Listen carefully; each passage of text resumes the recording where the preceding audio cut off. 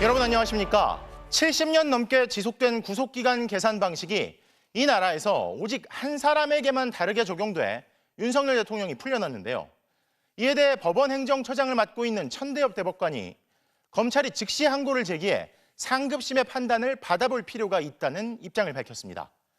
위헌 소지가 있다며 심우정 검찰총장이 즉시 항고 절차를 포기한 채 윤 대통령 석방을 지휘했지만 이와 배치되는 법원 입장이 나온 가운데 향후 검찰과 심우정 검찰총장의 행보가 주목됩니다. 첫 소식 박솔립 기자가 보도합니다. 대법관인 천대엽 법원 행정처장이 국회 법사위에 나와 윤석열 대통령의 구속 취소에 대해 검찰이 즉시 항고를 제기할 필요가 있다고 밝혔습니다. 저희들은 이제 그 재판부, 취소결정 재판부의 입장처럼 이 부분에 대해서는 즉시 항고를 통해서 상급심의 판단을 받는 것이 좀 필요하다라는 생각은 가지고는 있습니다. 오랜 실무 관행과 달리 구속기간을 날이 아닌 시간으로 계산한 법원 결정에 대해 검찰이 한 번 더 판단받을 기회를 스스로 포기했는데 사법부 수뇌부가 이 같은 입장을 밝힌 겁니다. 앞서 검찰은 즉시 항고 제도가 위헌 소지가 있다며 하지 않았다고 했습니다. 하지만 천 처장은 즉시 항고의 기회가 남아있다고 했습니다. 즉시 항고 기간 7일로 제가 알고 있습니다. 금요일까지로 제가 즉시 항고 기간이 남아있는 것으로 알고 있고 현행법상 즉시 항고는 구속 취소 결정으로부터 7일 안에 제기할 수 있습니다. 윤 대통령 구속 취소가 지난 7일 결정됐으니 오는 14일까지 시간이 있다는 겁니다. 구속이 되어 있지 않는 상태이기 때문에 즉시 항고에 따라 이제 상급심의 법적 판단을 하는 데는 특별한 장애는 없고. 천 처장은 검찰이 즉시 항고를 하면 이후 신병을 어떻게 처리하는지는 상급심의 판단에 따라 법에 정해진 대로 하면 된다고 했습니다. 천 처장과 함께 국회에 출석한 김서구 법무부 장관 직무대행은 즉시 항고는 위헌이 될 것이 명백하다며 심우정 검찰총장의 선택을 옹호하고 나섰다가 야당 측 지적을 받았습니다. 헌법재판소가 최종적으로 판단하지 않습니까? 네, 그렇습니다. 근데 차관이 여기에 대해서 위헌이라고 말씀하고 심우정 총장의 의견에 동조를 함부로 하면 됩니까? 사법부 수뇌부의 한 명인 법원 행정처장이 상급심의 판단이 필요하고 기간도 남아있다고 공개적으로 밝히면서 검찰의 윤 대통령의 구속 취소에 대한 즉시 항고 포기는 새 국면을 맞게 됐습니다. MBC 뉴스 박솔립입니다. 앞서 검찰은 구속 취소 결정에 항고도 하지 않고 윤 대통령을 풀어주면서 법원 판단을 존중하겠다는 이유를 댔죠. 그럼 이제 즉시 항고가 필요하고 또 아직 가능하다는 입장이 나왔으니 어떤 반응을 보일까요? 아직 시간이 남아있는데 과연 즉시 항고를 할까요? 이어서 이준희 기자입니다. 즉시 항고가 가능하다는 천대엽 법원행정처장의 발언에 대해 대검찰청은 법사위 상황과 관련해 검토 중에 있다며 구체적인 상황은 확인해 줄 수 없다고 했습니다. 검찰 내부는 술렁이고 있습니다. 검찰총장의 결정을 대법관이자 법원행정처 수장이 정면으로 반박한 셈이 됐기 때문입니다. 심우정 검찰총장은 앞서 윤석열 대통령 석방을 결정하면서 즉시 항고는 쓸 수 없는 카드였다면서 항고가 아닌 본안 재판에서 다투겠다고 했습니다. 즉시 항고를 하여 또 다른 위헌 소지를 불러일으킬 것은 맞지 않다고 생각했습니다. 그런데 천대엽 처장이 검찰이 얼마든지 즉시 항고를 통해 다툴 수 있고 기간까지 남아있다고 한 겁니다. 한 검찰 간부는 법원 행정처장이 과거 검찰이 석방 후 즉시 항고했던 선례가 있다는 것을 언급했다며 검찰에 즉시 항고를 하라는 가이드라인을 준 것 같다고 했습니다. 실제 MBC 보도로 알려진 2018년 의정부지검 사례의 경우 법원의 구속 취소 결정에 따라 피고인이 석방된 후 검찰의 즉시 항고가 이루어졌고 결국 해당 피고인이 재수감됐습니다. 검찰은 앞서 보석과 구속집행 정지에서 검사의 즉시 항고를 통해 법원의 석방 결정이 정지되는 것에 대해 헌법재판소가 위헌 판결을 내렸다며 구속 취소 결정에 대해서도 위헌 판결이 날 것을 우려했다고 설명했습니다. 하지만 천 대법관은 적어도 석방 후 즉시 항고로 다투는 것은 문제가 없다고 본 겁니다. 검찰이 천 대법관의 해석대로 즉시 항고를 할 경우 상급법원인 서울고법이 인용 여부를 결정하게 됩니다. 만약 서울고법 결정에 검찰과 윤 대통령 측 한쪽이라도 재항고하면 최종 판단은 대법원 몫입니다. 항고심 재판부인 서울고법이 검찰의 즉시 항고를 인용하면 윤 대통령은 재수감될 수 있습니다. 다만 재항고 결과까지 기다렸다가 재구속을 결정해야 한다는 견해도 있어 법원의 판단을 지켜봐야 할 것으로 보입니다. MBC 뉴스 이준입니다. 대검찰청은 윤 대통령 석방 뒤 구속기간 산정과 관련한 일선청의 혼란이 커지자 어제 오후 뭔가 끼워 맞춘 듯한 관련 지침을 전국 검찰청에 하달했죠. 하지만 이게 혼란을 더 키우고 있습니다. 즉시 항고를 하지 않겠다는 심우정 검찰총장의 잘못된 결정을 그대로 둔 채 후속 대책만 내다보니 결국 윤 대통령만 풀어주고 검찰의 행보는 계속 꼬이고 있다는 비판이 나옵니다. 구민지 기자입니다. 대검찰청은 어제 오후 일선 검찰청에 구속기간 산정 및 구속 취소 결정 관련 지시라는 제목의 지침을 내려보냈습니다. 우선 향후 법원의 구속 취소 결정이 나올 경우 이를 존중해 피고인을 석방하라고 했습니다.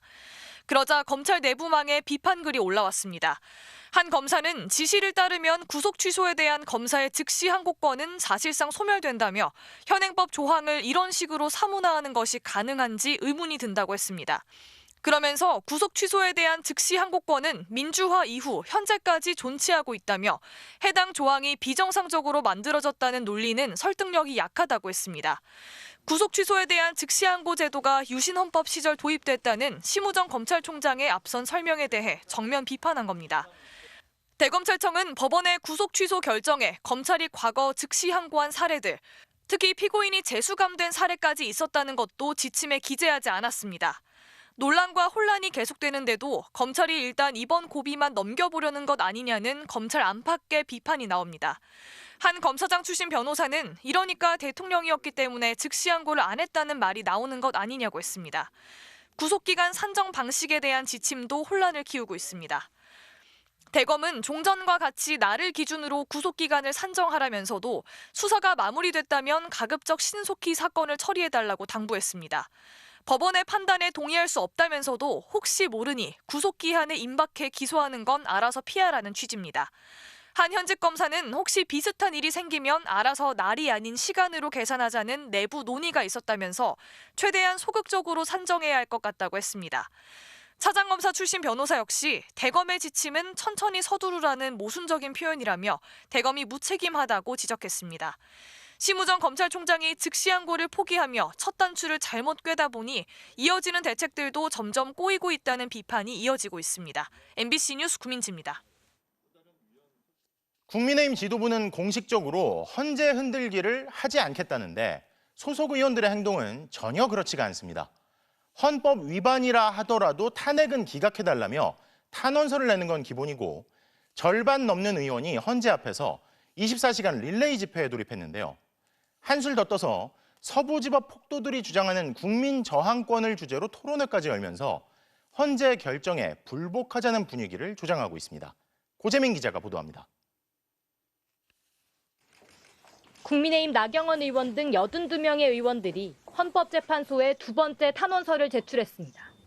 적법 절차와 의회 민주주의를 지키기 위한 현명한 결정을 내려달라는 명분이지만 사실상 탄핵 심판 각하나 기각을 요구했습니다.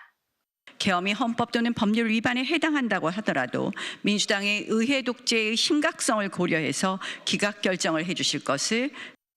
지난달 말 1차 탄원 때보다 동참한 의원들이 늘면서 국민의힘 소속 의원 4명 중 3명이 탄원서에 이름을 올렸습니다. 헌재 압박이 아니냐는 지적에 대해선 간절한 소망이자 읍소라고 주장했습니다. 강승규 의원이 주최한 토론회에는 부정선거론과 계몽령 주장을 펼치며 극우 집회 연사로 떠오른 한국사 강사 전한길 씨가 강연자로 나섰습니다. 전 씨는 지난 1월 서부지법 폭동 세력이 폭력을 휘두르며 방어 논리로 거론했던 국민저항권을 주장했습니다. 기본권을 보장받고자 저는 저항할 수 있다고 저는 생각을 합니다. 그래서 어쨌든 이것은 이제 곧 있게 될 헌법재판소의 재판 심리 결정에 따라서 좀 달라질 수 있지 않겠습니까? 국회에서 버젓이 헌재 결정이 마음에 안 들면 저항권을 행사할 수 있다며 사실상 협박한 겁니다. 헌재 앞에선 여당 의원 60명이 순차적으로 24시간 릴레이 시위를 이어가고 있습니다. 상황이 이런데도 국민의힘 지도부는 당 차원의 헌재 흔들기는 없다는 입장을 고수하고 있습니다. 의원 개개인의 정치적 행동에 불과하다는 겁니다. 민주당은 매일 의원총회를 열고 오늘은 행진까지 한다고 그래요. 단식도 하고 삭발도 하고 그래요. 이런 것이 진짜 헌재를 압박하기 위한. 더불어민주당은 헌재를 있는 대로 흔들고 있으면서 자기 모순이라고 비꼬면서 국민저항권은 비상계엄에 맞서 여의도로 모인 시민들이 보여준 행동이지 사법부에 난입해 집기를 때려 부수는 게 아니라고 비판했습니다. MBC 뉴스 고재민입니다. 이렇게 소속 의원들이 헌법재판소를 흔드는 가운데 국민의힘 안에선 헌법 정신을 무시하는 돌발 발언도 이어지고 있습니다. 이철우 경북지사가 윤 대통령을 군사독재 시절의 존칭처럼 윤 대통령 각하라 부르자고 제안하는가 하면 중진 윤상현 의원은 아예 국회를 해산해야 한다고 주장한 건데요. 그러자 당내에서도 대통령은 왕이 아니라는 쓴소리가 나왔습니다. 신수아 기자가 보도합니다. 국민의힘 소속 이철우 경북지사가 SNS를 통해 윤석열 대통령을 윤 대통령 각하로 부르자며 전국민 운동을 제안했습니다. 탄핵 심판이 각하되어야 한다는 마음을 담아 발음은 같지만 뜻이 다른 각하란 단어를 많이 쓰자는 주장입니다. 각하는 고위 관료를 높여 부르는 말로 권위주의나 군사 독재 시절 쓰였던 표현입니다. 1987년 대통령 직접선거 도입과 민주화 이후 사용이 실상 금기시돼 왔는데 여당 소속의 도지사가 이 호칭을 다시 소환한 겁니다. 1시간 만에 글을 삭제한 이철우 지사는 MBC와의 통화에서 언어 유희 차원에서 주장하려 한 건데 각하란 단어를 잘 모르는 2030 세대에게 불필요한 오해를 살 수 있어 글을 지웠다고 말했습니다. 국민의힘 5선 중진으로 윤 대통령 지키기 선봉에서 온 윤상현 의원은 돌연 국회를 해산해야 한다고 주장했습니다. 윤 대통령이 복귀해도 비상계엄을 선포했던 여소야대 상황은 그대로니 국회를 해산하고 총선을 다시 치러야 한다는 논리입니다. 똑같은 192석의 거대 야당을 척하면서 어떻게 국힘이 이르대로 싸울 수가 있습니까? 그래서 저는 국회 해산만이 답이다. 또 여당 의원직 총사퇴를 걸고 야당과 맞서야 한다고도 제안했는데 원내대변인이 부랴부랴 의원들의 별 호응은 없었다고 진화에 나섰습니다. 여당 정치인들이 윤 대통령을 떠받들고 윤 대통령이 계엄군을 보냈던 국회를 스스로 문 닫자고 주장한 건데 가장 날카로운 쓴소리는 여당 초선 의원 입에서 나왔습니다. 대통령이 마음대로 해도 된다가 되는 겁니다. 정말. 의회가 어떤 견제 기능도 하지 마라. 우리가 무슨 왕정으로 돌아가는 것도 아니고요. 있을 수 없는 얘기죠. 더불어민주당은 차라리 각하가 아니라 나라님이라고 부르라며 대한민국 주권자는 국민이고 대통령은 국민의 권력을 위임받은 선출직 공무원에 불과하다고 비판했습니다. MBC 뉴스 신수아입니다. 더불어민주당에선 이재명 대표와 주요 비명계 인사들이 천막 아래에 뭉쳐 한 목소리로 윤 대통령 파면을 외쳤습니다. 12.3 내란 발생 100일째인 오늘 윤 대통령이 풀려난 것에 대해 불안과 위기감이 고조되자 개파를 떠나 단합하는 모습으로 힘을 모으고 있는 겁니다. 정상빈 기자가 보도합니다. 더불어민주당 이재명 대표와 당내 이른바 비명계 정치인들이 서울 광화문 천막 농성장에 모였습니다. 내란 속의 윤석열을 즉각 파면하라! 이 대표가 최근 비명계 인사들을 한 명씩 만나며 통합 행보를 보였지만 모두 함께 모인 건 21대 총선 이후 처음입니다. 윤석열 대통령 석방으로 위기감이 고조된 만큼 거대 야당의 단합을 보여줘야 한다는 겁니다. 대통령이 다시 직무에 복귀한다. 어떤 일이 벌어지겠습니까? 그래서 아무 때나 계엄령 선포하고 군대를 동원해도 된다고 용인하는 것인데. 당 1극 체제를 비판하거나 개헌을 요구하며 이 대표를 겨냥해온 비명계 주자들도 이번만큼은 한 목소리로 통합을 말했습니다. 우리 이재명 대표님을 중심으로 해서 민주당이 더 확실하게 국민들 속에 뿌리를 내리고 윤석열 대통령 파면까지 비상행동 4일째. 민주당 의원들은 국회에서 광화문까지 거리 행진을 벌이며 탄핵 여론몰이의 고삐를 더욱 조였습니다. 국민이 상식이 정의가 이긴다는 확고한 믿음으로 행진하겠습니다. 야권은 연일 저녁 장외 집회와 천막 농성을 이어가고 있는데 내일은 조국혁신당이 헌재까지 삼보일배 행진에 나섭니다. 우원식 국회의장은 최상목 대통령 대행에게 국회목 마은혁 헌법재판관 후보자를 조속히 임명하라고 거듭 촉구했습니다. 헌재가 임명 거부는 위헌이라고 결정한 지 2주가 지나도록 위헌 상태가 지속되고 있다는 겁니다. 헌재의 결정을 이행하지 않는 것은 공직자로서 선서한 헌법 수호의 의무를 배반하고 헌법에 대항하는 행위입니다. 대통령 탄핵 심판 선고가 다가오면서 긴장감이 높아지고 있는 가운데 민주당은 러시아제 권총을 밀수해 이재명 대표를 암살하려는 계획이 있다는 제보가 여러 접수됐다며 경찰에 이 대표의 신변 보호 조치를 요청했습니다. MBC 뉴스 정상빈입니다.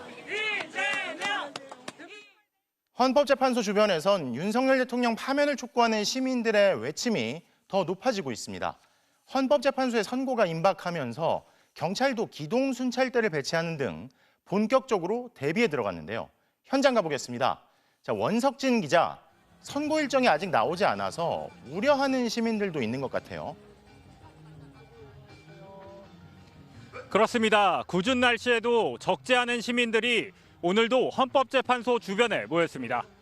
윤석열 대통령이 뚜렷한 근거도 없이 비상계엄을 선포한 지 오늘로 꼭 100일째인데요. 그 기간 꾸준히 광장을 지켜온 시민들은 윤 대통령에게 합당한 책임을 물을 수 있도록 헌법재판소가 조속히 윤 대통령을 파면해야 한다고 한 목소리로 외치고 있습니다. 직접 들어보겠습니다. 12월 3일 계엄 때부터 방송을 보고 여의도에 갔었던 사람 중에 한 명이거든요. 윤석열 대통령을 다시 또 구속 취소시키는 걸 보고 그 전에도 집회는 나왔었지만 이제는 평일까지 계속 나오게 됐습니다. 윤석열이 풀려나서 정말 참담한 마음이고 하루빨리 윤석열이 다시 구속이 되고 파면이 돼서 우리나라가 좀 다시 정상화됐으면 하는 바람으로 나왔습니다. 법원의 구속 취소와 검찰의 즉시항고 포기에 대한 규탄도 계속됐습니다. 참여연대는 시국선언을 통해 내란 우두머리가 거리를 활보하는 건 정의가 무너진 것이라며 오랜 기간 법원과 검찰이 적용해온 관행에서도 벗어났다고 지적했습니다. 대학생들도 다시 목소리를 높였습니다. 검찰총장 심우정은 자신의 소신대로 적법한 결정이었다고 하지만 이 나라에서 도대체 어떤 자가 그런 특별 대우를 받습니까? 쿠데타 수계를 풀어달라고 풀어주는 게 어디 있습니까? 민주노총이 1박 2일 철야 집회를 마친 데 이어 탄핵 촉구 집회를 주도해온 시민단체는 닷새째 단식 농성을 이어가고 있습니다. 자, 그런데 헌법재판소를 향한 윤 대통령 극렬 지지자들의 비난과 협박도 예사롭지 않은 것 같은데 경찰 기동대가 주변에 배치됐다고요? 네, 경찰 기동순찰대 230여 명이 오늘부터 서울 종로구와 중구 일대에 우선 배치됐습니다. 현장을 직접 돌며 안전점검에 나섰는데 탄핵 심판 선고일 대규모 집회에 대비한 야외 기동훈련도 시작됐습니다. 헌법재판소 앞으로는 윤 대통령 지지자들이 겹겹이 릴레이 시위를 벌이고 있는데요. 공공연하게 헌법재판소 총공격을 주문하며 헌법재판관들을 위협하는 등 행태가 점점 거칠어지고 있습니다. 헌법재판소를 나오는 차량에 달려들려고 하거나 탄핵을 촉구하는 시민들과 대치하기도 했는데 경찰이 막아서 큰 충돌은 없었습니다. 경찰이 폭력 시위에 대비해 진압 장비를 갖추고 경계 태세를 강화한 가운데 국토부도 내일부터 헌법재판소 주변에 드론을 비롯한 모든 비행을 금지시켰습니다. 서울 종로구청은 상인들에게 입간판이나 의자 등을 수거하도록 했고요. 노점 상인들에게도 휴무를 요청했습니다. 지금까지 헌법재판소 인근 집회 현장에서 MBC 뉴스 원석진입니다. 윤석열 대통령은 거대 야당 때문에 자신의 뜻대로 국정 운영을 하기 어려워 비상계엄을 선포한 것이라고 주장했습니다. 이를 알리는 국민 계몽을 위해 군을 동원했다고도 했는데요. 그런데 윤석열 대통령이 실제로는 취임 이듬해부터 계엄을 준비했다는 의혹을 MBC 취재진이 확인했습니다. 계엄 선포 절차를 규정한 매뉴얼에서 합참의 역할을 빼버리고 국방부 장관과 대통령이 손쉽게 계엄을 선포할 수 있도록 절차를 완전히 바꿔놨던 건데요. 조희형 기자가 단독 취재했습니다. 윤석열 대통령 취임 이듬해인 2023년 6월 28일. 군의 계엄 실무 편람이 대폭 수정됩니다. 계엄 실무 편람은 계엄 선포부터 해제까지의 절차를 실무적으로 규정합니다. 12.3 내란 당일 계엄 사령부도 이 책자부터 찾았습니다. 국회의 계엄 해제 가결, 그러니까 의결이 되고 나서 계엄 실무 편람을 펼쳐서 계엄법 11조에 지체 없이 계엄을 해제한다라는 문구를 계엄은 전쟁이나 소요 같은 국가 비상사태에만 선포할 수 있게 법으로 규정돼 있습니다. 그래서 지금까지는 군 작전권을 가진 합참이 계엄 선포를 판단해 건의하게 돼 있었습니다. 그런데 윤석열 정부가 합참의 역할을 아예 없애버렸습니다. 대신 국방부 장관이 총리를 거쳐 대통령에게 계엄을 건의하게 바꿨습니다. 국방부 장관과 대통령이 계엄을 사실상 주도할 수 있게 만들었습니다. 실제로 내란 석 달 전 윤 대통령은 취임 1년도 안 된 신원식 국방장관을 교체하고 그 자리에 김용현 경호처장을 임명했습니다. 합참의장은 계엄을 전혀 몰랐다고 했습니다. 기상 계엄을 보고를 받았을 때 첫째 물은 그거였습니다. 무슨 상황이냐, 무슨 말이냐 물었습니다. 그래서 이뿐이 아닙니다. 원래는 합참과 국방부 검토를 거친 계엄 건의가 국무총리에게 넘어가고 이후 국무회의와 국가안전보장회의, NSC를 거친 뒤 대통령은 이를 최종 승인하도록 돼 있었습니다. 그런데 윤석열 정부는 이를 국방부가 총리를 통해 대통령에게 건의하면 대통령이 국무회의와 NSC를 거쳐 선포할 수 있게 바꿨습니다. 국무회의와 NSC의 심의를 형식적 절차로 바꿔놓은 것입니다. 이렇게 하고도 윤 대통령은 국무회의 의결도 없이 불법적으로 계엄을 선포했습니다. NSC 역시 열지 않았습니다. 윤석열 정부는 계엄 선포를 국회에 통보하도록 규정한 것을 통보한다고도 바꿨습니다. 공식적인 절차를 갖춰야 되고 법률적 효력이 발생하는 것, 그것이 통보이고 통보는 사실상의 알림에 그치는 용어. 통고를 통보로 바꾸고는 국회에도 알리지 않았습니다. 계엄 선포 절차를 뜯어 고치고도 이조차 지키지 않았습니다. 합참은 계엄 절차에서 완전 배제된 이유는 합참이 계엄을 실행하는 곳이지 검토하는 기관은 아니기 때문이라고 밝혔습니다. 그리고 통고를 통보로 바꾼 것도 오타로 인한 단순 실수라고 해명했습니다. MBC 뉴스 조희영입니다. 그런데 군은 계엄 선포를 쉽게 할 수 있도록 이렇게 절차를 완전히 바꾼 계엄 실무 매뉴얼을 극비로 관리하라고 지시했습니다. 그리고 바꾸기 전의 매뉴얼은 서둘러 파기하라고도 했습니다. 바뀐 계엄 실무 매뉴얼을 무슨 이유에서인지 꼭꼭 감추려고 했던 건데요. 이어서 김세로 기자의 단독 보도입니다. 12.3 내란 한 달 전인 작년 11월 4일 합동참모본부가 계엄과 직접 관련된 31개 부대에 공문을 내려보냈습니다. 제목은 계엄 실무 편람 표기 및 관리 지침. 계엄 과정에서 합참이 완전히 배제되는 것으로 간소화된 계엄 매뉴얼을 비공개 처리하라는 것입니다. 표지 맨 앞엔 문서를 받은 부대별 사본 번호까지 매기고 1과 이후엔 서류함에 잠금 보관하라며 보안에 극도로 신경 썼습니다. 바뀌기 전 매뉴얼은 파기하라고 지시했습니다. 보름 안에 파기하고 조치사항을 보고하라고도 했습니다. 계엄 업무 담당자들이 업무를 위해 보는 매뉴얼을 기밀로 지정하고 이전 매뉴얼은 완전히 파기하라고 한 것은 처음입니다. 비공개 처리하면 외부 열람이나 복사도 안 되고 정보공개 청구 대상에서도 제외됩니다. 군은 지난 2016년과 2018년, 2021년에도 계엄 실무 편람을 개정했지만 이런 적은 없었습니다. 비공개 처리를 해야겠다고 했으면 2023년 개정할 때 검토가 됐었어야 되는 부분인 거겠죠. 관리하지 않고 있다가 이제 이 내용 고쳐가지고 써야겠다. 그래서 그 순간에 비공개 검토를 해가지고 지시를 한 거라고. 합참의 공문을 받은 계엄 관련 부대들은 곧바로 조치사항을 보고하기 시작했고 기밀 지정과 문서 파기는 계엄 닷새 전에 마무리됐습니다. 합참은 계엄 실무 편람은 원래 비공개 대상이어서 이를 표지에 표기하라고 한 것뿐이라고 해명했습니다. MBC 뉴스 김세로입니다. 윤석열 후보의 비상계엄을 선포합니다. 내란 발생 전 윤석열 정부가 민낯을 고스란히 드러낸 건 이태원 참사 때였습니다. 159명이 숨졌지만 누구 하나 책임지고 물러나지도 위로하지도 않는 윤석열 정부의 태도엔 북한 개입설을 퍼뜨린 극우 유튜버들의 영향이 있었던 것으로 보입니다. 지금까지 단 한 번도 유족을 만난 적조차 없는 윤 대통령의 믿을 수 없는 현실 인식은 결국 내란까지 이어졌습니다. 손구민 기자가 보도합니다. 여기서 그렇게 많이 죽었다. 159명이 숨진 참사 현장을 대통령이 찾았지만 첫 브리핑부터 정부는 책임이 없다는 말로 시작했습니다.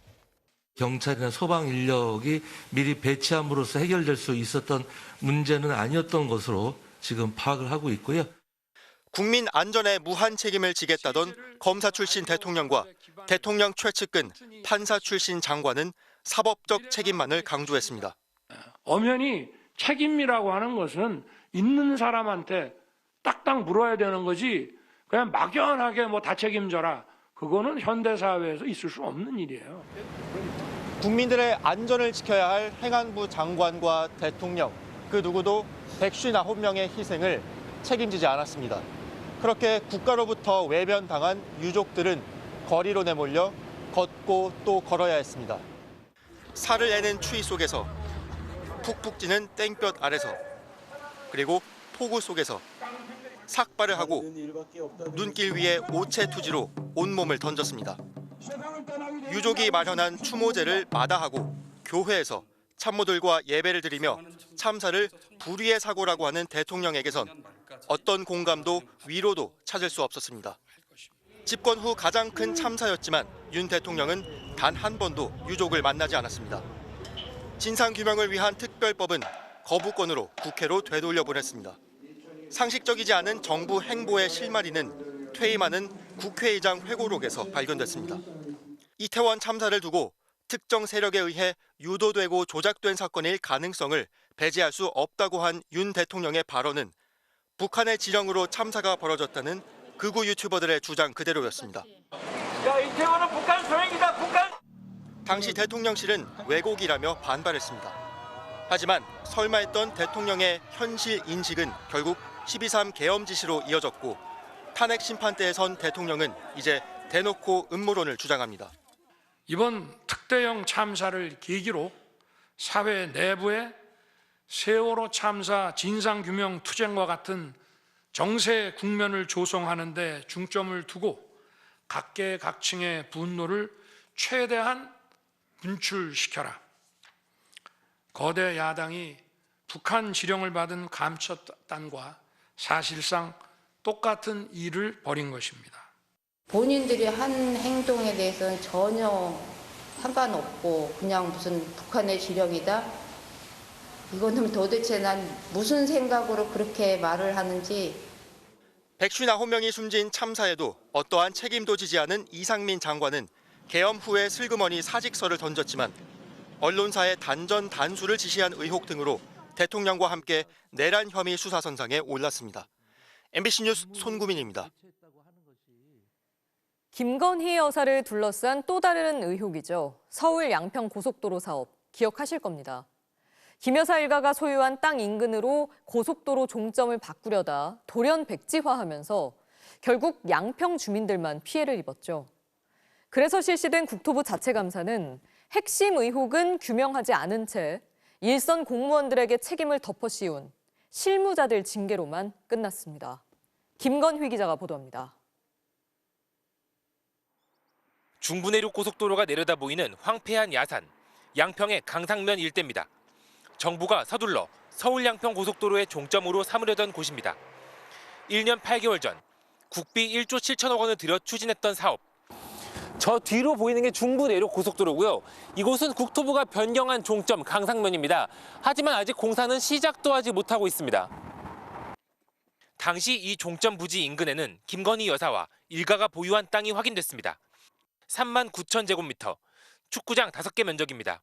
지금도 주민들은 그 당시 특혜 의혹에 고개를 졌습니다. 누구야? 윤석열이 장모? 거기 올라가면 그 땅이 거기 올라가면 큰애게 있다고. 그 집이 한 센치 두 채 있다. 정부는 몰랐다고 주장하지만 선뜻 믿기 힘든 이유입니다. 김건희 여사 땅이 거기 있었다는 것을 이 사건이 불거지기 전에 조금이라도 인지하는 게 있었다고 한다면, 그리고 누구나 이와 관련된 연락을 받거나 청탁이나 압력을 받은 사실이 있다면 저는 장관직을 걸 뿐만 아니라 정치 생명을 걸겠습니다. 당초 예정됐던 양평고속도로의 종점은 양서면이었습니다. 원래대로라면 이곳이 서울 양평고속도로의 종점이 되어야 했습니다. 바로 저기 보이는 수도권 제2순환고속도로와 합류한다는 계획이었습니다. 결국 정부가 스스로 백지화해버린 사업. 현지 주민들만 애꿎은 피해를 본 셈입니다. 그런 의도가 없었으면 정당한 절차를 밟아가지고 했으면 좋았을 거라는 생각은 누가 봐도 그런 합리적으로 의심을 할 수도 있죠. 논란 속에 의혹의 장본인격인 국토부가 뒤늦게 자체 감사 결과를 내놨습니다. 갑작스런 종점 변경안이 담겼던 타당성 조사 용역 관리는 부실했습니다. 용역업체가 경제 타당성 분석과 종합평가를 제대로 이행하지 않았는데도 용역 대금 18억 6천만 원을 지급한 것으로 확인됐습니다. 당시 국회에 자료를 제출하면서 종점 변경과 관련한 핵심 자료 4페이지를 고의로 누락한 사실도 그대로 인정됐습니다. 하지만 국토부는 관련 공무원 7명을 징계하겠다고 밝혔을 뿐 의혹의 핵심인 종점 변경의 이유는 규명하지 않았습니다. 절차적인 문제만 지금 문제 삼은 거기 때문에 본질에 다가간 감사는 아니었다는. 왜 멀쩡한 공무원들이 거업이 끝나지도 않았는데 돈을 지불을 해줬으며 그 동기에 대해서는 규명이 된 건 아니거든요. 야당 역시 실무자에게만 책임을 뒤집어 씌운 꼬리 자르기 감사라고 평가절하했습니다. MBC 뉴스 김건희입니다. 윤석열 대통령은 매년 수백억 원의 해외 순방비를 써가며 대단한 외교 성과를 거둔 양 자화자찬을 해왔습니다. 하지만 실상은 철진한 이념에 빠져 실익을 저버린 채 치우치면서 인접국과의 관계는 파탄내고 정만 늘려가는 총체적인 외교 실패의 연속이었습니다. 조희명 기자가 되짚어봤습니다. 윤석열 정부는 임기 초부터 이른바 가치 외교 기조를 내세웠습니다. 자유, 인권, 법치라는 핵심 가치에 기반한 한미일의 강력한 가치 연대는 더 평화롭고 번영하는 세계를. 미국, 일본 등 전통적 우방과 결속을 강화하며 중국, 러시아와는 대립각을 세운다는 냉전 시절의 세계관을 다시 꺼내들었는데 2000년대 중반 일본 자민당이 내세웠던 가치관 외교론과 이름도 내용도 판박이었습니다. 일본은 과거 군국주의 침략자에서 우리와 보편적 가치를 공유하고 안보와 경제 그리고 글로벌 아젠다에서 협력하는 파트너가 되었습니다. 3.1절 기념사에서조차 과거사에 대한 반성 촉구 한마디 없이 우호 협력만을 강조하고 대법 판결까지 나온 일제 강제징용 보상 문제를 우리 정부 스스로 뒤엎어가며 일본의 비위를 맞췄지만 그 결과 돌아온 건 더 기세등등해진 역사 왜곡과 독도 영유권 주장이었습니다. 가장 공을 들였던 미국과의 관계도 대통령 본인의 실언과 미숙한 판단으로 여러 차례 삐걱댔습니다. 대한민국에 무슨 전술핵 배치를 한다든지 우리 자신이 그 자체 핵을 보유할 수도 있습니다.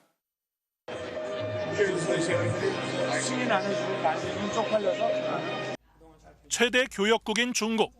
지난 노태우 정부 때부터 30년을 공들여왔던 러시아와의 관계는 3년도 안 돼 파탄 직전까지 악화됐습니다.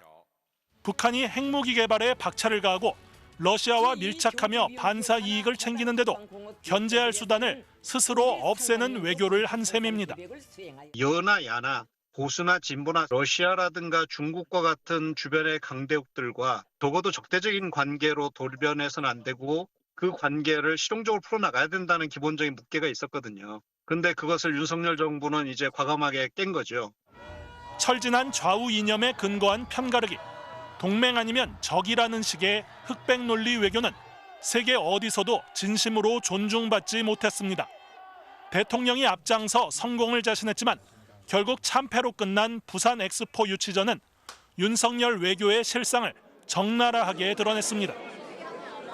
트럼프 2기를 앞둔 엄중한 상황에서 내란을 일으켜 외교 공백을 자초한 대통령은 궁지에 몰리자 돌연 중국 탓 음모론을 꺼내들며 마지막까지 갈등을 부추겼습니다. MBC 뉴스 조희명입니다. 헌법재판소가 오늘 윤석열 대통령 탄핵 심판 선고기일을 정하지 않았습니다. 헌재에 나가 있는 취재기자 연결하겠습니다. 유서영 기자, 이렇게 되면 다음 주 선고 가능성이 더 커지는 건가요? 네, 헌법재판소는 선고 기일에 대해 오늘 별도 브리핑이나 공지를 기자들에게 하지 않았습니다. 지난 2017년 박근혜 전 대통령 탄핵 심판 당시 헌재는 이틀 전에 선고일을 알렸습니다. 헌재가 관련 공지를 업무 시간이 끝난 지금까지 알리지 않으면서 이번 주 선고 가능성도 낮아지고 있습니다. 헌재는 내일인 목요일 오전 10시 최재해 감사원장과 이창수 서울중앙지검장 등 검사 3명의 탄핵 심판 선고를 진행하는데요. 모두 윤 대통령보다 앞서 탄핵 소추안이 접수됐고 변론도 더 일찍 끝난 사건들입니다. 금요일 잡힌 일정은 없지만요. 헌재 역사상 이틀 연속 선고를 내린 적이 드물어서 윤 대통령 선고가 다음 주로 미뤄질 거라는 관측이 나오는 겁니다. 다만 이번 윤 대통령 탄핵 심판 과정을 지켜보면 전례가 없던 일들이 많았기 때문에 헌재가 내일 14일 선고를 전격 공지할 가능성도 아직 배제할 수는 없습니다. 지금 헌법재판관들의 내부 회의는 어느 정도 진행된 걸로 보입니까? 네, 매일 이어가고 있는 평의에서는 보통 결정문 초안을 놓고 논의를 이어나간다고 합니다. 인용, 기각, 각하 등 시나리오별로 또는 쟁점별로 작성된 결정문을 계속 다듬고 있는 걸로 보입니다. 아직 선고기일이 잡히지는 않았지만 결정이 임박한 만큼 헌재 경비에도 비상이 걸렸습니다. 선고 당일에는 모든 경찰관들이 최고수위 비상근무 태세에 돌입하는 가포 비상이 발령될 전망이고요. 일반 시민 통행도 통제되고 헌재 인근 유치원 2곳과 초중고 특수학교 9곳은 모두 휴원 또는 휴교할 예정입니다. 지금까지 헌법재판소에서 전해드렸습니다. 윤석열 대통령 탄핵 심판 선고가 임박한 가운데 재판관들이 어떤 결론을 낼지 관심이 쏠리고 있습니다. 재판관 8명이 마지막 순간까지 논의를 이어간 뒤 최종 결론을 내리는 평결은 선고 직전에 할 거라는 전망이 우세합니다. 김현지 기자의 보도입니다. 윤석열 대통령 탄핵 심판 변론은 지난달 25일로 마무리됐습니다. 이후 헌법재판관들은 의견을 주고받으며 쟁점을 정리하는 평의를 매일 이어가고 있습니다. 헌법연구관들이 작성한 보고서를 기초로 결정문 초안도 다듬고 있습니다. 이런 수기 과정 끝에 탄핵을 인용하거나 기각, 각하할지 결정하는 표결 절차가 평결입니다. 대통령 탄핵 사건과 같은 중요 사건의 경우 평결은 주로 선고 당일에 이뤄졌습니다. 2017년 박근혜 전 대통령 탄핵 심판 때도 그랬습니다. 선고 당일인 3월 10일 금요일 오전 9시 30분, 당시 재판관 8명이 마지막 평의를 열었습니다. 그리고 오전 10시쯤 평결에 돌입했습니다. 오전 11시로 예정된 선고를 1시간 정도 앞둔 시점이었습니다. 2014년 통합진보당 정당 해산 심판 청구 당시에도 평결은 선고 당일, 선고 30분쯤 전에 이뤄졌습니다. 2004년 노무현 전 대통령 탄핵 심판 때는 평결이 선고 전날 이뤄진 것으로 파악됐습니다. 선고일에 임박해서야 평결을 하는 건 중요 사건의 경우 보안을 유지하기 위해서인 것으로 보입니다. 또 만장일치 결론을 도출하기 위해 수기를 거듭하며 의견을 조율하다 보니 평결을 막바지에 한다는 분석도 나옵니다. 윤 대통령 탄핵 심판도 앞선 사례처럼 선고 직전 평결을 할 것으로 예상됩니다. 이 대통령 탄핵이라고 하는 것 자체가 매우 중대한 일이기 때문에 매우 신중하게 판단하려고 하는 그런 모습을 보이고 있지 않나 생각해요. 선고가 예상보다 늦어지는 건 헌법재판소 결정에 따른 국론 분열이나 혼란을 막기 위해 재판관들이 신중에 신중을 거듭하고 있어서라는 분석이 지배적입니다. MBC 뉴스 김현지입니다. 탄핵 심판에서 복귀한 이진숙 방송통신위원장이 국회에 이어 법원 판결까지 무시하는 듯한 행보를 이어가고 있습니다. 상임위원 2인의 의결에 위법성이 있다는 사법부의 여러 차례 지적에도 불구하고 EBS 사장 임명 절차 등을 강행하고 있는 건데요. 이 와중에 특정 후보 내정설까지 불거지면서 전국 혼란을 틈탄 소위 알박기 인사란 비판도 나옵니다. 이용주 기자입니다. 이인체제 불법 방통위 EBS 장학시도 중단하라! 중단하라! 중단하라! 중단! 방송통신위원회 앞에 모인 언론, 시민사회단체 관계자들이 EBS 사장 선임 절차를 즉각 중단하라고 요구합니다. 방통위는 이미 후보자 8명의 지원서를 공개했지만 이진숙 위원장과 부위원장 둘이서 임명을 강행하는 건 위법이란 비판이 높습니다. 방통위 2인 의결의 위법성을 지적한 판결들이 여러 차례 내려져 있는 데다 상임위원 5인 정원의 방통위에서 3인 이상이 의결에 참여해야 한다는 관련법 개정안도 최근 국회를 통과했습니다. 법에 명시된 의결 종족수를 충족하지 못한 상태에서의 임명은 그 자체로 무효하며 사회적 혼란만 가중시킬 뿐입니다. 그러나 이진숙 위원장은 자신의 탄핵 소추안이 기각됨에 따라 2인 의결의 위법성이 해소됐다는 식의 일방적 주장으로 맞서고 있습니다. 이 판단들이 다 2025년 1월 23일 이전에 나온 판단들입니다. 더욱이 EBS 차기 사장에 언론 탄압 논란 이력이 있는 신동호 후보자가 내정됐다는 의혹까지 일고 있습니다. 이진숙 위원장이 MBC 임원이던 2013년 아나운서 국장이었던 신 씨는 공정방송 파업에 참가한 아나운서를 다른 부서로 방출했다는 비판을 받았고 2020년 총선 직전 MBC를 퇴사한 뒤 국민의힘의 전신인 미래통합당의 위성정당 비례대표로 출마했습니다. 방통위가 이런 인물을 중심으로 사장 선임을 강행하는 것은 EBS를 정권이 나팔수로 만들려는 의도일 뿐이다. 2인 체제 방통위는 또 박근혜 정부 국정농단 사태 당시 최순실 보도를 막았다는 비판에 휩싸인 인물을 KBS 감사로 임명했습니다. 결국 EBS와 KBS 장악을 위한 알박기이고 언론계의 내란 세력들을 키워가겠다는 거 아닙니까? KBS 전 감사는 신임 감사 임명의 무효 소송과 집행 정지 신청을 법원에 냈습니다. MBC 뉴스 이용주입니다. 서울 강남권 집값이 꿈틀대는 가운데 한동안 수그러들던 가계대출이 다시 큰 폭으로 증가했습니다. 조기 대선이 예상되던 지난달 서울시가 돌연 강남권 토지거래 허가구역을 해제한 여파 아니냐는 지적이 나옵니다. 송재원 기자가 보도합니다. 서울 송파구의 한 아파트 단지입니다. 영업이 한창일 시간인데 상가의 부동산 중개업소 대부분 문이 굳게 닫혀 있습니다. 아파트 거래호가가 최근 크게 오른 뒤 정부가 현장 점검에 나섰기 때문입니다. 사장님 안녕하세요. 저 MBC에서 나왔는데 여기 이 아파트는 지난달 전용 면적 84제곱미터 기준 처음으로 30억 원을 돌파했습니다. 단속한다 가격이 너무 올라간다고 해서 갑자기 그냥 한 2억 오른 거지 뭐. 송파구 전체로 보면 일주일 새 0.7% 가까이 올랐고 강남구도 0.5% 넘게 뛰었습니다. 집값 상승세는 서울 다른 지역으로 확산되고 있습니다. 지금 나와 있는 매물들도 주인들이 금액은 조금씩 다 올리시고 계세요. 잠잠하던 집값이 요동치면서 가계대출마저 크게 늘었습니다. 주택담보대출은 한 달 새 5조 원 넘게 급증했습니다.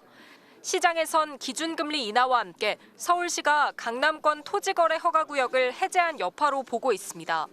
해제 지역 아파트들 호가가 급등하면서 마용성 같은 부도심들 정도까지만 호가 상승이나 이제 가격 상승 시도가 좀 있고. 한국은행과 금융위원회는 일제히 서울시의 규제 완화가 가계대출 증가세에 미칠 영향에 유의하고 있다고 꼬집었습니다. 오세훈 서울시장은 재규제를 검토할 수 있다고 한 발 물러섰습니다. 그 가격 상승이 비정상적일 정도로 과도하다고 하면 또 다시 규제하는 것도 검토해 볼 수는 있겠죠. 정부와 서울시의 엇박자에 부동산 정책과 대출 시장의 혼선이 커지고 있습니다. MBC 뉴스 송재원입니다. 지난달 초등학교 안에서 고 김하늘 양을 살해한 가해 교사의 신상 정보가 공개됐습니다. 경찰은 피해자의 범행이 계획적인 것이라고 결론 내렸습니다. 김광현 기자가 보도합니다. 대전의 한 초등학교에서 1학년 김하늘 양을 살해한 가해 교사는 48살 여성 명재환입니다. 경찰은 범행의 잔인성과 중대성을 고려해 명 씨의 신상정보 공개를 결정했습니다. 명 씨가 공개 결정에 대해 이의가 없다는 의사를 밝히면서 유예기간 없이 신상정보가 즉시 공개됐습니다. 명 씨의 범행이 가정과 학교에서의 불화, 자신에 대한 불만으로 인해 쌓인 분노와 스트레스가 외부로 표출된 것이라고 경찰은 설명했습니다. 왜 죽였나요? 피해자한테 하실 말씀 없으신가요? 신상 공개되는데 하실 말씀 없으세요? 또 명 씨가 흉기를 미리 구입하고 살인 기사를 검색하는 등 계획적으로 범행했다고 보고 미성년자 약취 유인 살해 혐의를 적용해 명 씨를 검찰에 송치했습니다. 13살 미만 미성년자를 약취, 유인해 살해한 죄의 법정형은 사형 또는 무기징역뿐입니다. 계획된 범행이라고 판단을 했고 미성년자를 약취, 유인해서 살해하면 이 죄명이 적용이 되고 형량은 일반 살인죄보다 무거워서 명 씨가 알아온 것으로 알려진 우울증과 범행은 직접적인 관련이 없다고 경찰은 판단했고 사이코패스, 이른바 반사회적 인격장애자는 아니라는 1차 소견을 받고 추가 검사를 진행 중입니다. 경찰은 이번에 공개된 정보 이외의 신상이나 가족 등 주변 인물을 공개하는 행위는 처벌될 수 있다며 주의를 당부했습니다. MBC 뉴스 김광현입니다. 미국 백악관에 갑자기 테슬라 신차 여러 대가 전시됐습니다. 트럼프 대통령이 여론의 반발에 부딪힌 일론 머스크에 대한 지지 표시로 테슬라 신차를 구입한 건데요. 과연 어떤 효과로 이어질까요? 박윤수 특파원입니다. 백악관 앞에 테슬라 차량 5대가 줄지어 서 있습니다. 머스크는 어린 아들과 함께 대통령 곁에 섰습니다. 테슬라 차량을 사겠다는 전날 약속대로 트럼프 대통령이 $8만 달러짜리 신차를 구매한 겁니다. 직접 운전석에도 올라타고 칭찬을 쏟아냅니다. 최근 주가가 폭락한 테슬라를 향한 사람들의 반감은 부당한 것이라고 비난하면서 주식시장 폭락에 대한 질문에는 이렇게 답합니다. Mr. President, when you look at the market selling off, that didn't concern you, and where do you see it going? Doesn't concern me. I think some people are going to make great deals by buying stock. 미국 언론들은 대통령이 백악관을 테슬라의 임시 전시장으로 만들었다고 비판했습니다. 비판이 뻔한데도 이런 행동을 한 건 2인자 머스크에 대한 비판 여론을 잠재워보겠다는 의도로 풀이됩니다. 이런 여론 전략은 국내외를 가리지 않고 펼쳐지고 있습니다. 관세 전쟁을 벌이고 있는 캐나다 국민들을 향해서는 캐나다의 높은 소득세를 화두로 던졌습니다. 미국의 51번째 주가 되면 세금이 줄어들 것이라고 했는데 백악관도 공식 브리핑에서 똑같은 주장을 펼쳤습니다. More than half of Canadians' incomes they are being taxed on. So the president has made it clear that he believes Canadians would be better served economically. 높은 세금에 불만을 품은 캐나다 국민들을 흔들어서 편입 여론을 퍼뜨리려는 계산입니다. 트럼프는 한국에 대해서도 4배나 더 관세를 부과한다고 주장하고 일본에도 쌀의 700%의 관세를 매긴다고 근거 없는 주장을 아무렇지 않게 펼치기도 합니다. 트럼프는 연일 상식밖의 말과 행동을 쏟아내고 있습니다. 전 세계는 미국 대통령이라는 이유로 매일 그를 주목하고 있습니다. 로스앤젤레스에서 MBC 뉴스 박윤수입니다. 러시아의 침공으로 3년 넘게 지속되어 온 우크라이나 전쟁이 휴전을 목전에 두고 있습니다. 미국과 우크라이나는 한 달 동안 휴전하는 데 합의했고 러시아 동의만 남은 상황인데요. 베를린 연결해서 자세한 소식 알아보겠습니다. 김민찬 특파원, 관건은 러시아의 선택인데요. 반응이 나왔습니까? 네, 러시아가 미국과 우크라이나가 발표한 성명을 신중하게 들여다보고 있다고 밝혔습니다. 모스크바 현지 시간이 지금 오후 2시를 지나고 있는데 조금 전 크렘린궁에서 나온 반응입니다. 러시아는 세부 사항에 대해 먼저 미국 측 설명을 들어볼 필요가 있다고 했고요. 며칠 내에 미국 정부와 대화를 하겠다면서 트럼프와 푸틴이 빠른 시일 내에 전화 통화를 할 수도 있다고 했습니다. 러시아는 어젯밤에 우크라이나를 향한 드론 공격을 강행했습니다. 러시아가 쿠르스크 지역 탈환에 속도를 내고 있는 만큼 휴전을 서두를 필요가 없는 것 아니냐는 분석도 나옵니다. 미국은 일단 러시아를 압박할 것으로 보이는데 러시아가 답변을 최대한 늦출 것이라는 관측도 나옵니다. 네, 러시아가 휴전에 동의하면 전쟁이 3년여 만에 처음으로 멈추게 되는 거죠. 그렇습니다. 흑해뿐 아니라 하늘과 땅, 전선 전체에서 일단 30일 동안 포성 소리는 멈추게 됩니다. 그리고 미국이 중재자로 나서 본격적으로 종전 협상을 하게 됩니다. 지난번 두 나라의 백악관 외교 참사 기억하실 텐데 이번에 우크라이나와 합의하면서 미국은 그때 중단했던 무기와 정보 지원도 다시 재개했습니다. 광물 협정도 조속히 체결하기로 했습니다. 일단 임시 휴전을 하고 종전 협상에 들어가게 되는 건데 김민찬 특파원이 최근에도 우크라이나에 갔었잖아요. 이 종전을 바라보는 우크라이나 사람들 반응은 어떤가요? 오늘 아침에 우크라이나 친구들에게 연락해서 이번 합의에 대해서 물어봤습니다. 러시아의 공격으로 오늘도 한 사람이 죽었다며 여전히 러시아를 믿을 수 없다는 반응을 보였습니다. 우크라이나 여론조사에서도 러시아가 침략을 계속할 것으로 생각하는 응답자가 87%로 집계됐습니다. 지금까지 베를린에서 전해드렸습니다. 다음 소식입니다. 정부가 75년간 유지해온 상속세 틀을 전면 개편해 유산 취득세를 도입합니다. 그동안은 사망자가 남긴 유산 금액 전체를 기준으로 부과해 왔는데 앞으로는 상속인들이 각자 받는 액수를 기준으로 세금을 매기겠다는 겁니다. 이렇게 되면 상속세 부담이 줄어든다는데 구체적으로 어떻게 달라지는지 먼저 정혜인 기자가 설명해 드립니다. 이번에 도입할 유산취득세 부과 방식에선 상속인들이 물려받는 액수만큼 각각 세금을 계산합니다. 배우자와 자녀들이 각자 공제를 받을 수 있어서 그만큼 세금 부담이 크게 줄어듭니다. 받은 재산에 따라 동일한 세금이 결정이 돼서 이제 가세 형평이 좀 더 도모된다는 측면이 있고요. 예를 들어 세상을 떠난 피상속인이 유산으로 30억 원을 남겼을 경우 계산해 보겠습니다. 배우자의 10억, 자녀 2명에게 각각 10억 원씩 물려주면 지금까지는 총금액 30억 원을 기준 삼아 각종 공제를 적용한 뒤 세금 4억 4천만 원을 부과했습니다. 이걸 상속인들끼리 알아서 나눠 납부했습니다. 그런데 개편한 대로라면 과세 표준이 확 낮아집니다. 배우자는 최소 10억 원 공제를 받고 자녀들은 1인당 5억씩 공제한 뒤 각각 9천만 원씩 내면 됩니다. 세금 총액이 1억 8천만 원이니까 지금보다 60% 정도 줄어드는 겁니다. 이번 개편안은 지난 1950년 상속세법 도입 이후 75년 만에 가장 큰 틀의 변화입니다. 정부는 그 사이 자산 가격이 크게 올라 이른바 집 한 채뿐인 중산층까지 상속세 부과 대상이 넓어졌다고 보고 있습니다. 이번 개편으로 이들의 세금 부담을 줄여주고 과세의 형평성도 높일 수 있다고 판단합니다.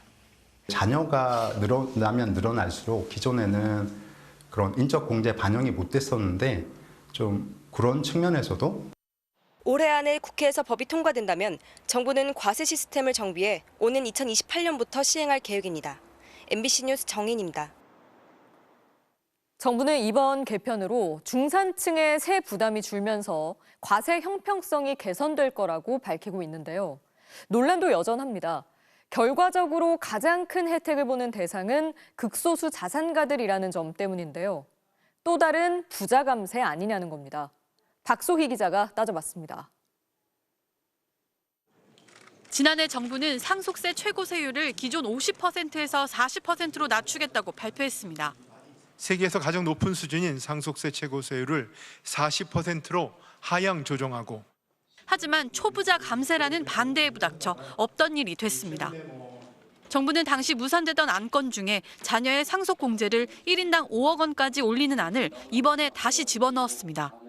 작년에 국회에서 부결된 이런 인적공제를 10배 확대하는 감세 법안도 같이 포함되고 있다. 어마어마한 감세죠. 배우자 공제도 논란입니다.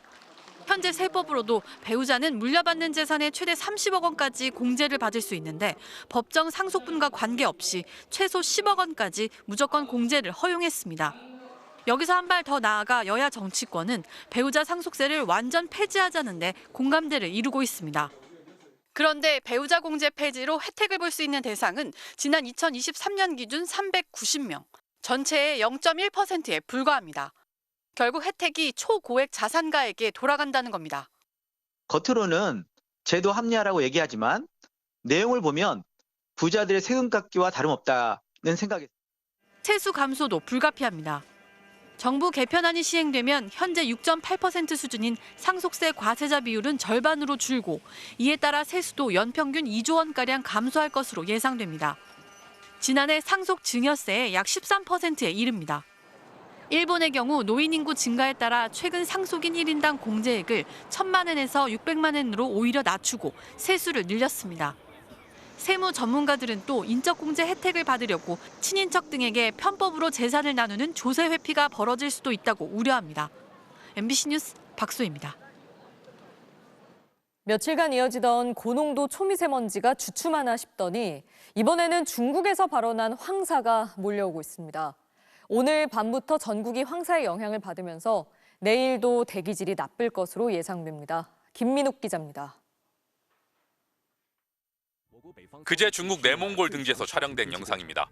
거대한 모래 폭풍이 마치 영화의 특수효과 같습니다. 이 황사가 지금 남동풍을 타고 우리나라를 향하고 있습니다.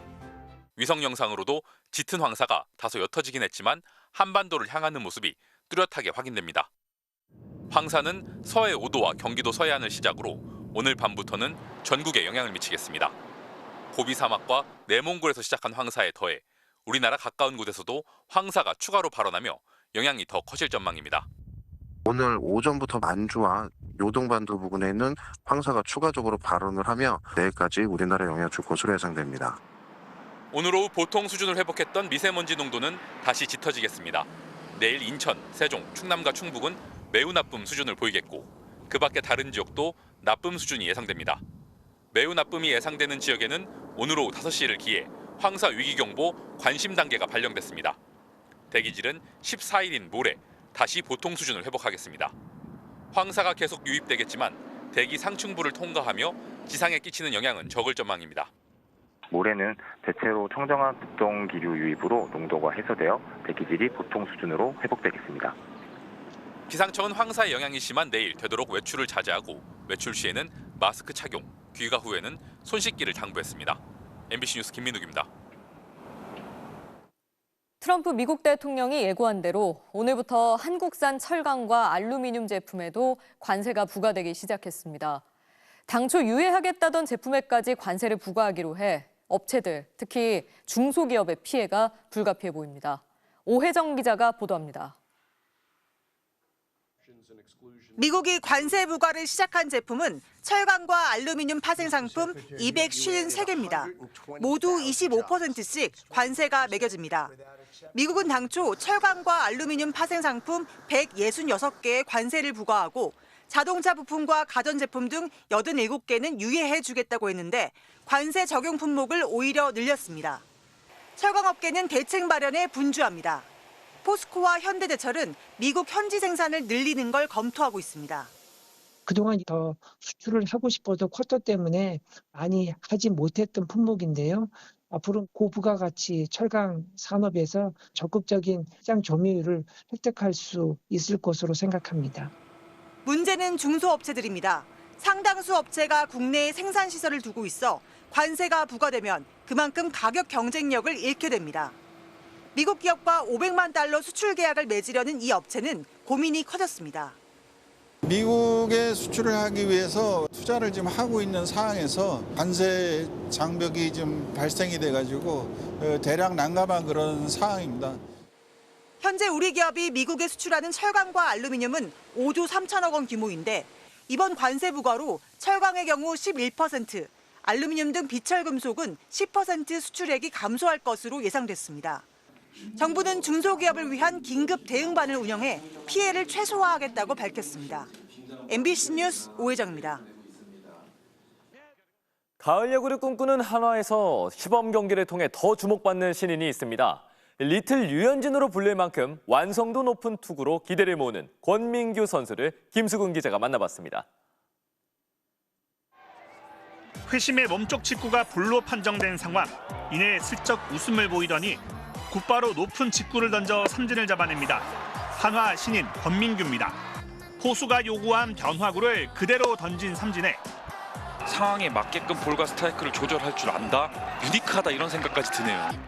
강습 타구를 잡아 병살타로 연결하는 여유도 인상적이었습니다. 타고 올 거라고 생각도 못 하고 있었는데 털리고 내려가야겠다는 생각을 하니까 그냥 맞춰졌다 보니까 이렇게. 작년 신인 드래프트에서 정우주에 이어 2라운드에 지명된 권민규. 강속구 투수 정우주에 비해 화려하진 않지만 시범 경기에서 보여준 제구력과 안정감은 더 돋보인다는 평가가 나왔습니다. 지난 2월 호주 대표팀과의 연습 경기부터 7경기에서 삼진 12개의 무실점. 공식 기록이 아닌데도 기대감을 갖기에 충분합니다. 우주는 구위가 좋고 타자 상대하는 것도 좀 가뿐하게 하는 것 같아서 그게 좀 부러운 것 같고, 구속은 느리긴 하지만 좀 맞춰 잡는 게 좀 좋은 것 같아요. 제구력의 대명사인 류현진을 롤모델로 삼고 요즘 커브까지 배우고 있는 권민규. 아직 1군 생존이 목표지만 기회만 주어지면 선발 자리는 물론 신인왕까지 도전하고 싶습니다. 1인, 2인이 던지다 보면 언젠간 선발로도 자리 잡지 않을까. 저희 팀 안에서도 신인왕 경쟁을 해야 될 것 같습니다. 그거는 확실히 욕심이 있어가지고. MBC 뉴스 김수근입니다. 정몽규 축구협회장이 당선 이후 아직 체육회로부터 인준을 받지 못하고 있습니다. 문체부와의 갈등이 풀리지 않으면서 초중고 리그까지 파행을 빚고 있는데요.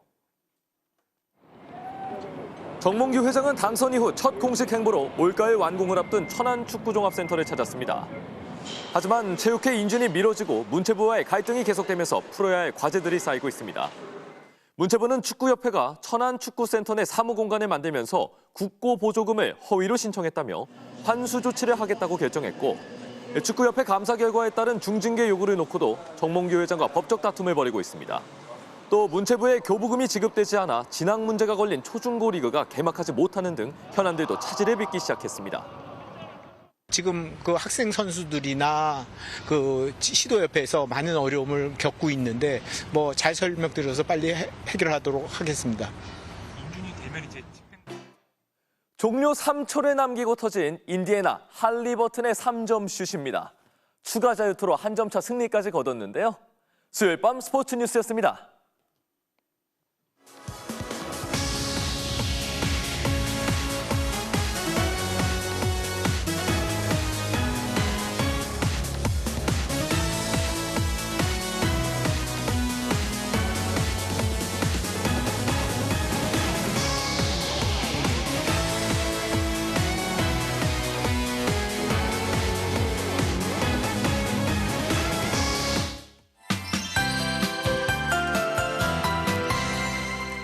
태극기 수도권을 중심으로 약하게 봄비가 내렸는데요. 잇따라 황사가 유입 중입니다. 황사 추정 영상을 보시면 현재 우리나라 북쪽에 황사가 강하게 관측되고 있고 서해 일부에도 먼지가 유입되기 시작했습니다. 이 자세한 미세먼지 예측을 보시면 이 붉게 보이는 황사 먼지가 오늘 밤 수도권을 시작으로 내일 오전에는 전국을 뒤덮는 게 보입니다. 서울을 비롯한 전국의 미세먼지 농도가 매우 나쁜 수준까지 치솟겠고요. 이번 황사는 모레쯤 옅어질 것으로 보입니다. 아침 출국의 가시거리도 짧아지겠습니다. 새벽 사이 서해안을 중심으로 200m 미만의 짙은 안개가 끼겠고요. 이 짙은 안개 때문에 곳곳에 이슬비도 내리겠습니다. 조심해서 이동해 주셔야겠습니다. 자세한 지역별 내일 날씨입니다. 내일 수도권과 강원도는 대체로 맑겠고 그 밖의 지역은 밤부터 점차 맑아지겠습니다. 아침 최저 기온은 서울과 대전 3도, 대구 5도를 보이겠고요. 낮 최고 기온은 서울 14도, 전주와 광주 16도, 대구는 17도까지 오르겠습니다. 모레는 서울의 낮 최고 기온이 18도까지 치솟겠는데요. 이번 주 일요일과 다음 주 화요일에 전국적으로 비나 눈이 온 뒤에는 꽃샘추위가 찾아올 전망입니다. 날씨였습니다. 오늘로 12.3 내란 발생 100일째입니다. 더 늦지 않게 독재 망령을 몰아내고 상식을 바로 세우고 우리는 일상을 되찾아야 합니다. 이태원에서 자식을 잃고도 대통령으로부터 윽박지름을 들어야 했던 부모들에게, 간절한 마음과 뜻을 모아 내란 종식을 기원하는 시민들에게, 추락과 회복의 갈림길에 선 이 나라에게 이젠 대한민국 헌법이 응답할 차례입니다. 우리는 일상을 되찾아야 합니다. 수요일 뉴스데스크 마칩니다. 시청해주신 여러분 고맙습니다.